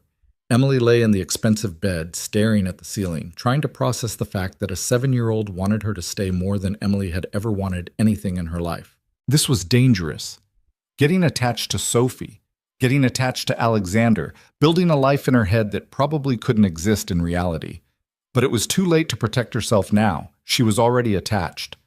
Emily got up, showered in a bathroom that had heated floors and a rainfall showerhead, and pulled on clean clothes from her duffel. When she emerged, she found Alexander in the kitchen making coffee while Sophie ate cereal at the island. Emily! Sophie scrambled down from her stool and ran over. You're here! I am, Emily said, kneeling down to hug her. Good morning. Are you staying forever? Sophie, Alexander warned. I'm staying for a little while, Emily said diplomatically. Is that okay? Yes, Sophie beamed. Can we make pancakes? Sophie, Emily might not want... I want pancakes, Emily interrupted, smiling at Alexander. If that's okay. Something in Alexander's expression softened. Pancakes it is. They made breakfast together, messy and chaotic, with Sophie insisting on helping and getting flour everywhere. Alexander tried to maintain control, but it was a losing battle, and eventually he gave up and just laughed. Emily watched him laugh with his daughter and felt something dangerous bloom in her chest. She was falling in love with him. Not just attraction, not just chemistry, love. The real terrifying no-going-back kind. After breakfast, Sophie had a playdate that couldn't be canceled, so the nanny came to pick her up. Alexander watched from the window as the car pulled away, his expression tight with worry. "She has security with her," he said, more to himself than to Emily. "3 trained professionals. She's safe." "She's safe," Emily echoed. Alexander turned to look at her, and the vulnerability in his eyes was almost unbearable. "I need to tell you something," he said. Emily's stomach dropped. "Okay. After Catherine died, I made a promise to myself. I promised I'd never let anyone close enough to hurt me or Sophie again. I'd be professional, controlled, safe." He crossed to her slowly. "And then you sent me that photograph by accident, and I saw someone real, someone struggling, someone alive. And I couldn't stop thinking about you." Emily's throat felt tight. "I tried to keep my distance," Alexander continued. "I really did. But then Sophie met you, and she lit up in a way I hadn't seen since she was 3 years old. And I realized I had a choice. I could protect myself and Sophie from ever being hurt again, or I could take a risk on something real." "And you chose the risk," Emily whispered. "I chose you," Alexander corrected. "Even though it terrifies me, even though I know how badly this could end, I chose you." Emily stepped forward and kissed him. This time, neither of them held back. The kiss was desperate and raw, 5 years of loneliness and grief pouring out all at once. Alexander backed Emily against the kitchen counter, his hands in her hair, and Emily pulled him closer, needing to feel that he was real. When they finally broke apart, both of them were breathing hard.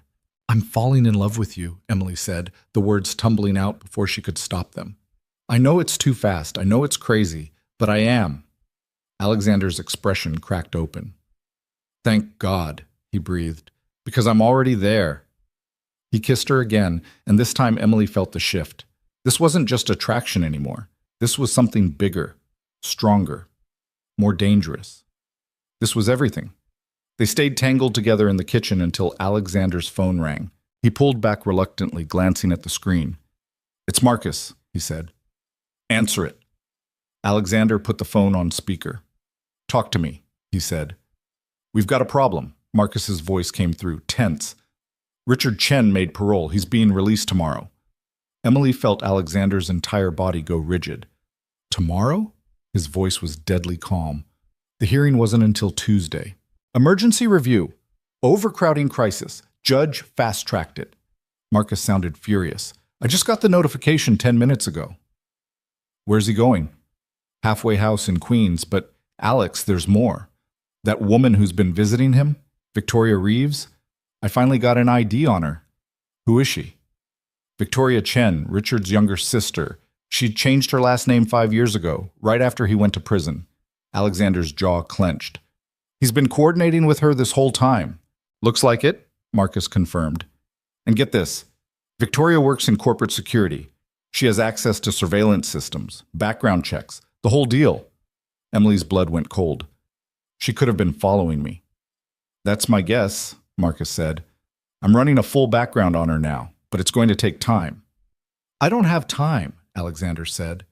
"Richard gets out tomorrow, and the moment he does, he's coming for me. For us. Then we prepare," Marcus said. "I've got security lined up, round-the-clock surveillance on both Richard and Victoria, and I'm having someone sweep your penthouse for bugs and trackers." "Do it," Alexander said. "And Marcus, I want to know the second Richard walks out of that prison." "You got it." The line went dead. Alexander stood frozen, his mind clearly racing through scenarios and contingencies. Emily touched his arm gently. "We knew this was coming," she said. "Knowing and living it are different things." Alexander's voice was hollow. "He's going to come after you, Emily. He's going to try to break you the way he broke Catherine. And I don't know if I'm strong enough to survive that again." "Then it's a good thing you're not doing it alone this time," Emily said firmly. Alexander looked at her, searching her face. "You should leave," he said quietly. "Go back to your apartment. Go back to your life before this gets worse." "No." "Emily." "No," she repeated, stronger now. "I'm not running, and I'm not letting you push me away because you're scared." "I'm not scared," Alexander said. I'm terrified. There's a difference. So am I, Emily admitted, but I'm staying anyway, because that's what love means. You don't bail when things get hard. Alexander pulled her into his arms, holding her so tight it almost hurt. I don't deserve you, he whispered. Probably not, Emily said against his chest, but you're stuck with me anyway. They stood like that for a long time, two broken people holding each other together. The next 36 hours passed in a blur of preparation. Marcus brought in a security team that swept the penthouse and found nothing. He installed additional cameras, changed Alexander's access codes, set up protocols for Sophie's movements. Emily called in sick to work, which felt wrong but necessary. Michelle texted asking if she was okay, and Emily lied and said she had the flu. Jake called twice, and both times Emily kept the conversation light and normal, not mentioning the threats or Richard Chen or the fact that she was currently living in a billionaire's penthouse because leaving might get her killed. Tuesday morning arrived with rain and the kind of cold that felt personal. Richard Chen was released from prison at 9 a.m. Marcus called at 9:03. He's out, he said without preamble, walked out the front gates, got into a car with Victoria, and drove to the halfway house in Queens. They're there now. Alexander was pacing the living room, unable to sit still. How long will he stay there? Legally? At least 30 days, but if he violates parole, he could be back inside within hours. Then we make him violate, Alexander said coldly. Alex, I'm not sitting around waiting for him to make a move, Marcus. Not this time. Emily, sitting on the couch with her laptop pretending to work, looked up sharply. What are you planning? She asked. Alexander didn't answer immediately. Marcus filled the silence. Alex, whatever you're thinking, don't. If you go after Richard and it goes wrong, he wins. He gets to play the victim. I don't care. You should, Marcus said firmly. Because right now we have the upper hand. He doesn't know we're watching him. He doesn't know we've ID'd Victoria. If we move too fast, we lose that advantage. Alexander's hands clenched into fists, but he didn't argue. Fine, he said finally. We wait, but the second he steps out of line, we bury him, Marcus promised. Legally this time. The call ended. Alexander stood by the windows, staring out at the rain-soaked city. Emily set her laptop aside and went to him. Talk to me, she said quietly. I feel helpless, Alexander admitted. I've built an empire. I have money and power and influence. And none of it matters because I can't protect the people I love from a man who wants to destroy me. You're not helpless, Emily said. You're human. There's a difference. Is there? Alexander's voice was bitter. Because from where I'm standing, being human just means being vulnerable. It also means having people who care about you, Emily countered. Marcus is risking his career to help you. I'm risking my safety to be with you. Sophie loves you unconditionally. You're not alone in this, Alexander. Stop acting like you are. Alexander turned to look at her, and she saw tears in his eyes. I'm so tired, he whispered. I'm so tired of fighting. Emily pulled him close, and for the first time since she'd met him, Alexander Hayes let himself break down. He cried against her shoulder, silent, shaking sobs that felt like they'd been building for 5 years. Emily held him through it, running her fingers through his hair, whispering that it was okay, that she had him, that he wasn't alone. When he finally pulled back, his eyes were red but clearer. I'm sorry, he said roughly. Don't apologize for being human, Emily said softly. Alexander kissed her, gentle this time, grateful, and rested his forehead against hers. Thank you, he whispered. For what? For not running, for staying, for... He stopped, seeming to search for words.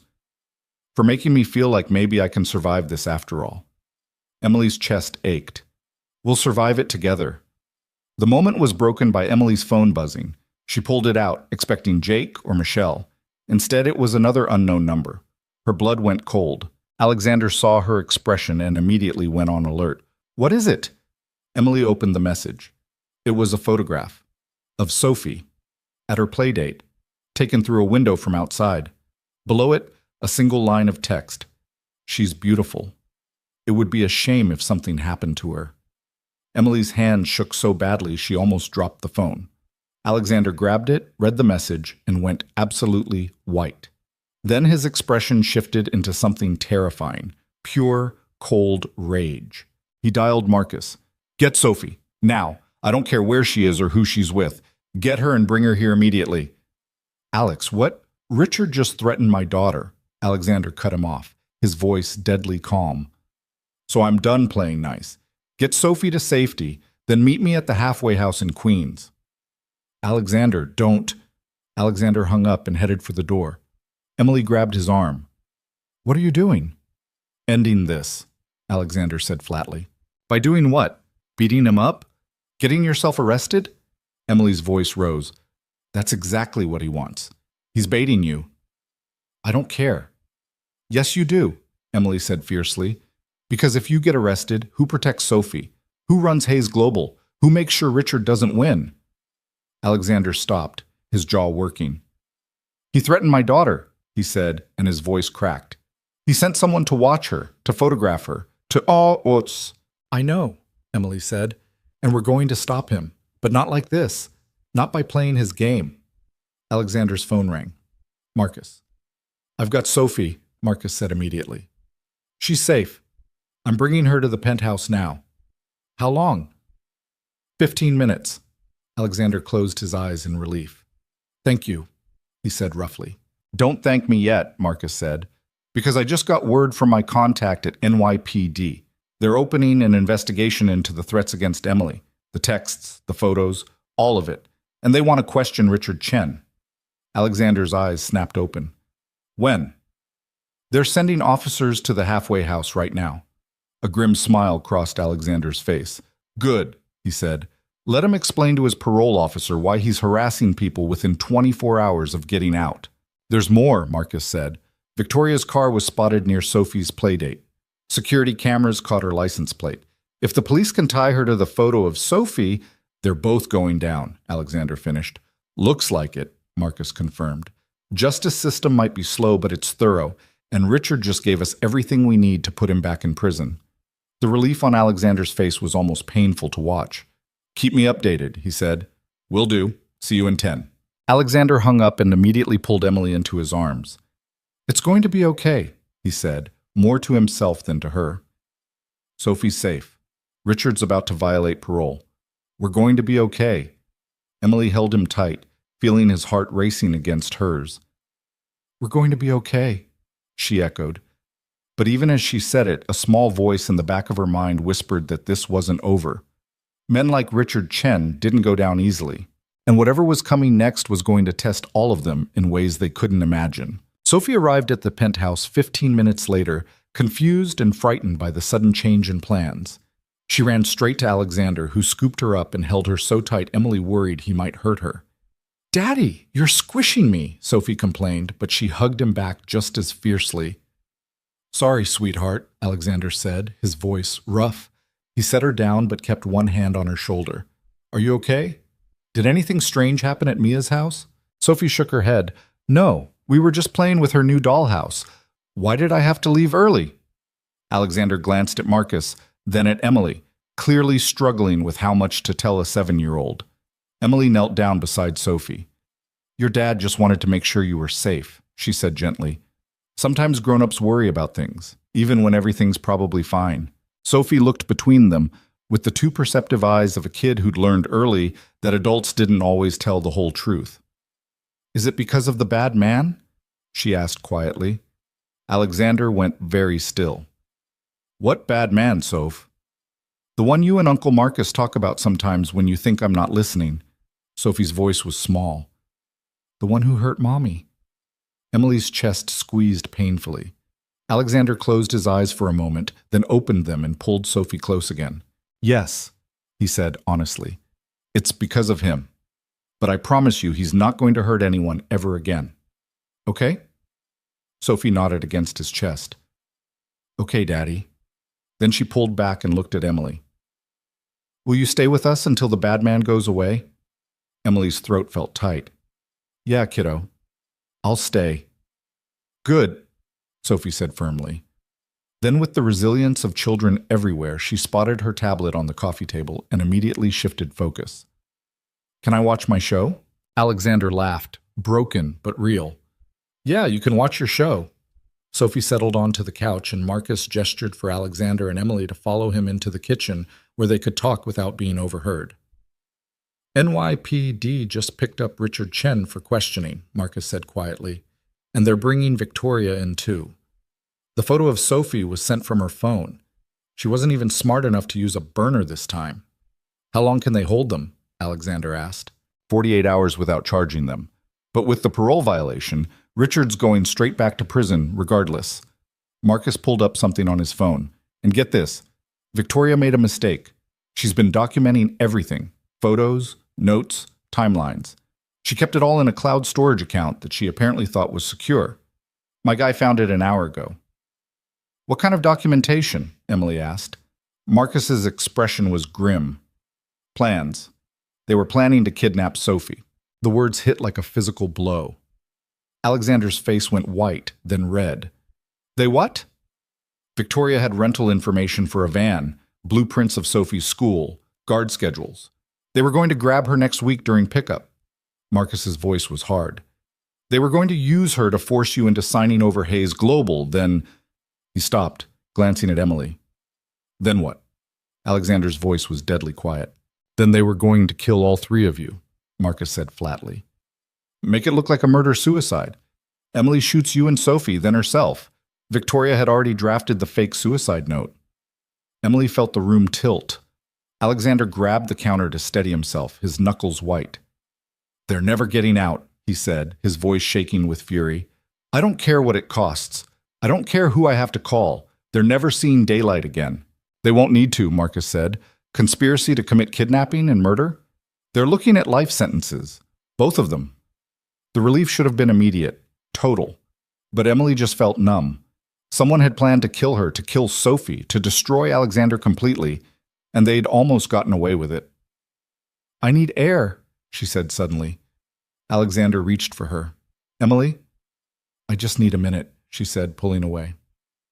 I'm fine, I need a minute. She walked to the bathroom and locked the door behind her, then sat on the edge of the bathtub and tried to remember how to breathe. Her hands were shaking. Her whole body was shaking. She'd known this was dangerous. She'd known getting involved with Alexander came with risks. But knowing intellectually that someone might hurt you was different from learning they'd planned to murder you and make it look like you'd killed the people you were falling in love with. A soft knock on the door. Emily? Alexander's voice. Can I come in? Emily unlocked the door. Alexander slipped inside and closed it behind him. The bathroom was huge, but with both of them in it, the space felt small, intimate. He sat down on the floor across from her, his back against the wall. You don't have to be strong right now, he said quietly.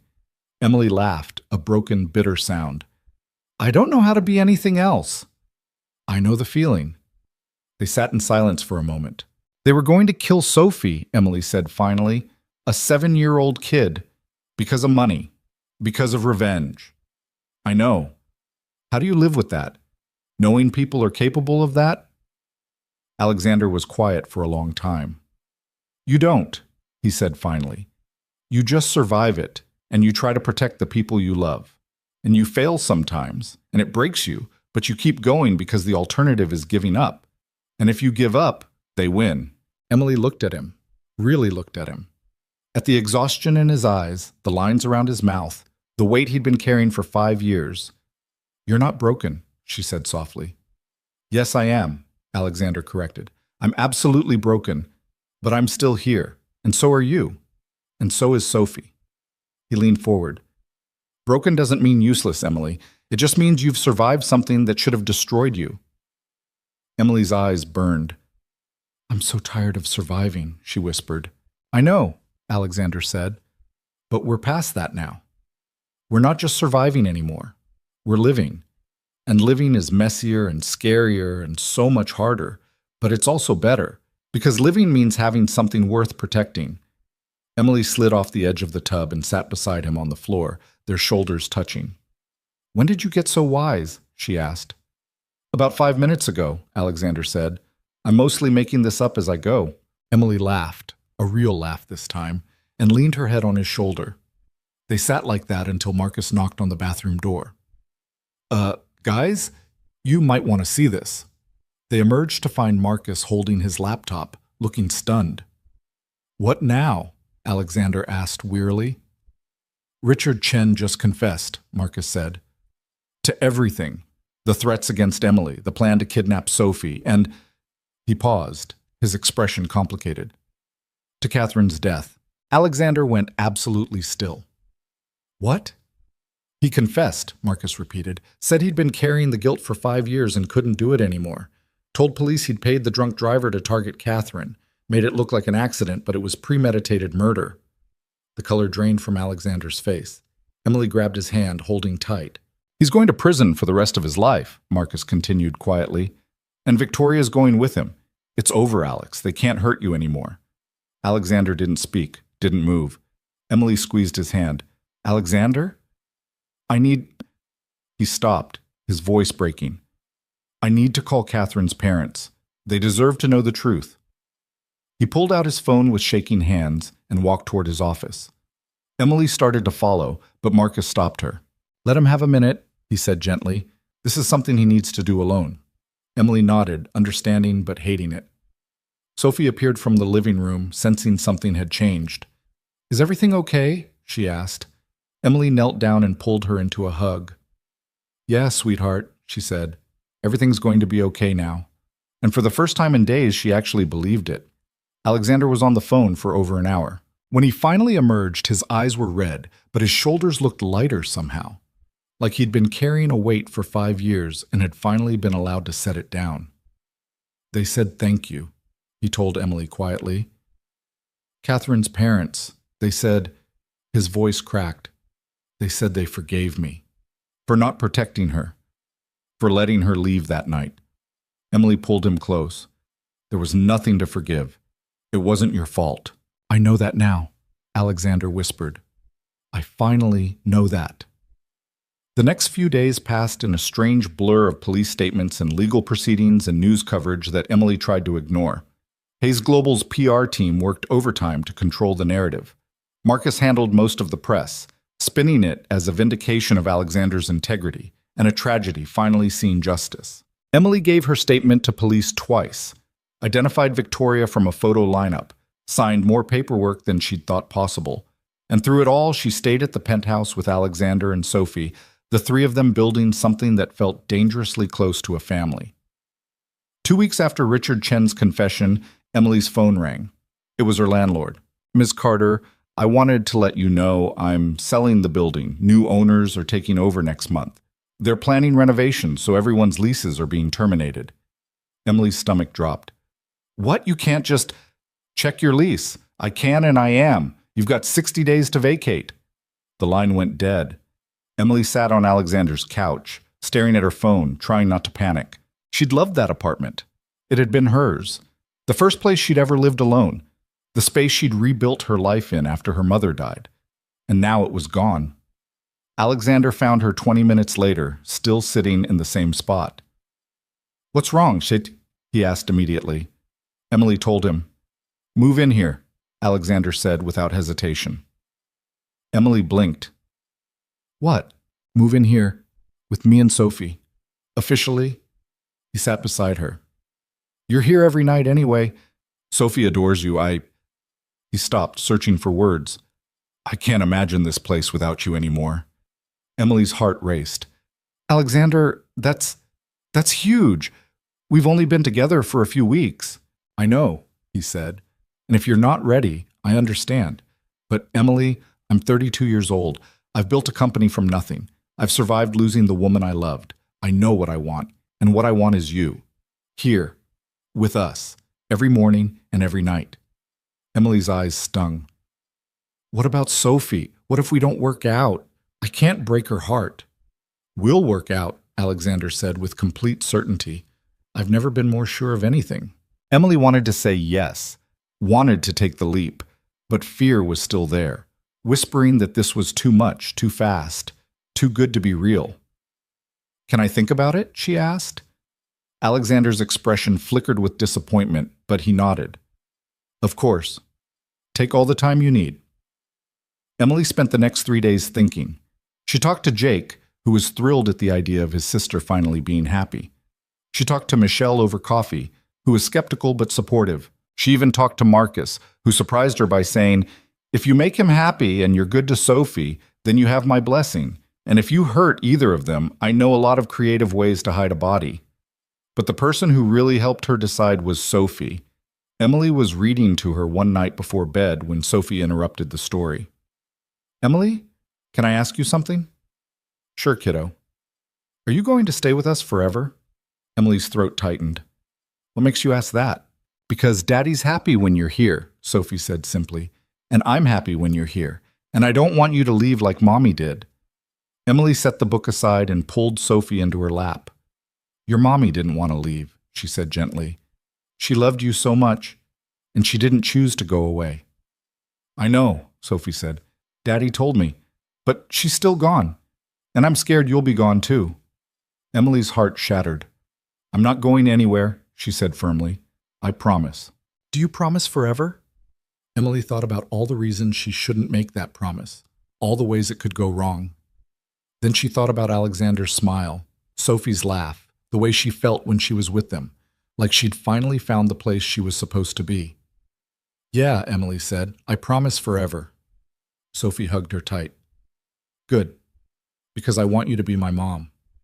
Emily's eyes flooded. Sophie, I know you're not my real mom," Sophie continued, "but you could be my bonus mom. Mia at school has a bonus mom because her parents are divorced, and you could be mine because my real mom is in heaven." Emily held Sophie close and let herself cry. "I would be honored," she whispered, "to be your bonus mom." When she tucked Sophie in and went to find Alexander, he was in his office, working late as usual. "Hey," Emily said from the doorway. He looked up, saw her expression, and immediately stood. "What happened? Are you okay?" "I'm moving in," Emily said. Alexander went very still. "What?" "I'm moving in," Emily repeated. "Officially, permanently, all in, just like you said." "What changed your mind?" Emily crossed the room and took his hands. "Sophie asked me to be her bonus mom," she said, her voice shaking. "And I realized I didn't just want to be with you. I wanted to be part of this family, your family, and I'm tired of being scared of good things." Alexander pulled her close and kissed her, deep and desperate and full of promise. "I love you," he said against her lips. "I love you too," Emily whispered back. "Marry me." Emily pulled back, her eyes wide. "What?" "Marry me," Alexander repeated. "I know it's fast, I know it's crazy, but I've already lost 5 years being afraid to feel anything. I don't want to waste another minute."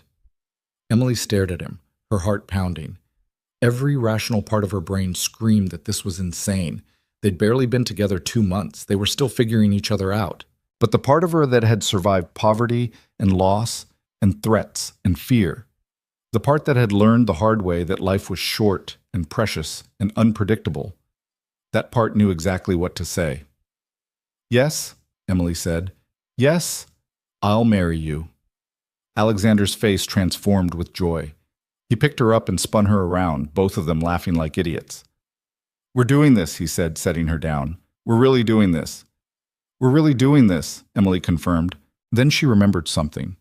"Wait, don't you need a ring or something?" Alexander's smile turned sheepish. "About that."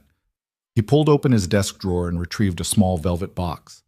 Emily's jaw dropped. "How long have you had that?" "I bought it the day after you agreed to have dinner with me," Alexander admitted. "I know, I'm insane.